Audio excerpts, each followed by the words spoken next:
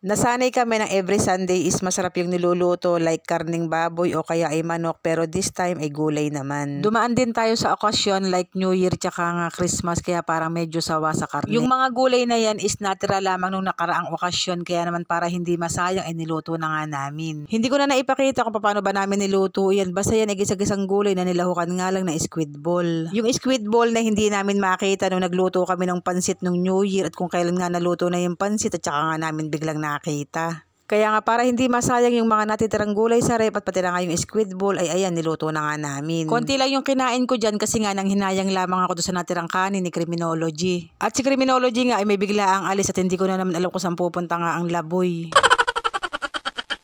At ito pa nga yung isa na hindi nga namin nailuto nung New Year, ang spaghetti, kaya naman para kami may merienda, ilulutuin na nga namin. Hindi talaga namin niluto yan nung New Year kasi nga inisip namin maraming pagkain ay baka nga hindi pansinin. Katulad nung pansit, konti lang yung niluto namin pero marami pa rin natira kasi nga dito sa amin ay ako lamang ang kumain. Pagkaluto ng gulay, pinukulon ko kaagad yung pasta at hindi nga muna ako nagluto ng sauce kasi nga medyo maaga pa. At nung time na magluluto na nga ako ng sauce ay nakita ko nga inaluto na pala ng aking inay. Kaya nga hindi na ako nakapag-video at ang tanging nagawa ko na lamang ay kumain.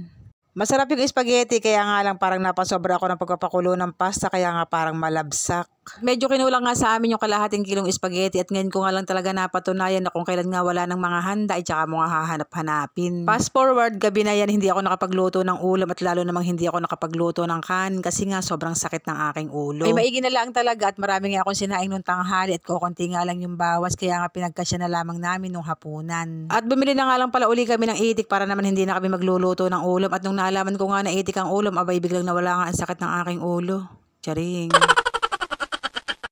At hindi ko rin alam kung bakit ba sobrang sakit ng ulo ko, kung ano-ano nang pamahid ang nilagay ko pero wa-effect pa rin. Hinagod pa nga ni grade 7 ang ulo ko pero talagang hindi matanggal ang sakit, kaya nga ang ginawa ko ay uminom na nga lang ako ng ibuprofen para nga mawala ang sakit at ako nga'y makakain. Pagkatapos naman namin kumain ay kanya-kanya nga silang toka ng gawain. Bali si grade 7 nga ang naglikpit tsaka nga nagpalis. At ang tinukahon ko naman paghuhugas ng plato ay si Yums dahil hindi nga makakapaghugas ng plato si ABM dahil katatapos nga lang mamalansya. Ang mga anak ko naman basta ako'y may nararamdaman ay gumagawa naman niya ng mga gawaing bahay. Ang sabi ko nga ay mahirap din naman yung walang alam sa gawaing bahay. Abi mahirap makipamuhay sa iba kapag nga wala kayong nalalaman.